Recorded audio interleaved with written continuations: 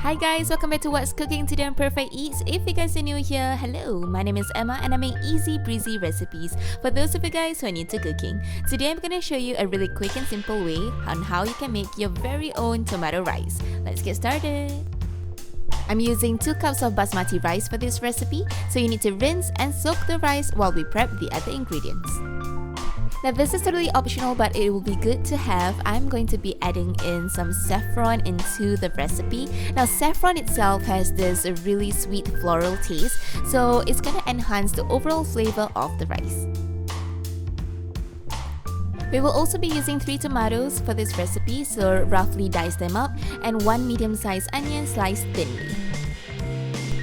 Heat up roughly about 25 grams of butter, and because butter burns very quickly, I am going to add in some olive oil.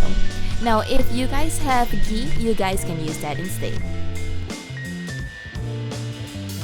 Let's start by caramelizing our onions first, and afterwards we're going to add in about a tablespoon of minced ginger.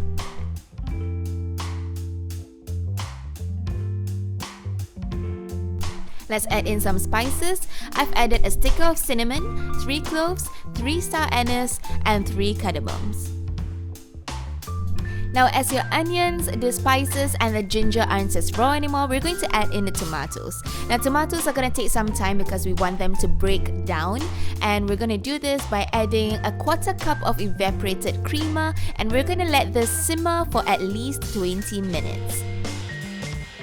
If it starts to get too thick, you can add a bit of water.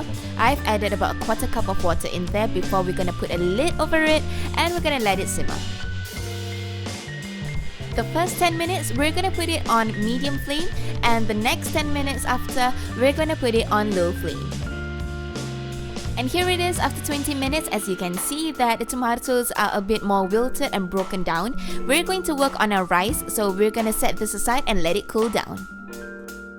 Throw in 2 knots of pandan in there, your soaked rice, and also all of your tomatoes, and mix them all good, and we're ready to cook the rice.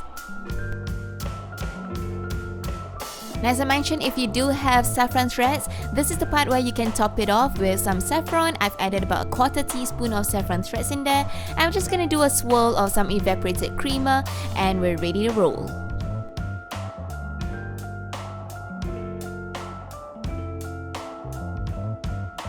Now after all that effort, I expect to have a really delicious, beautiful, and fragrant tomato rice. Now you can also top it off with some coriander leaves and fried shallots.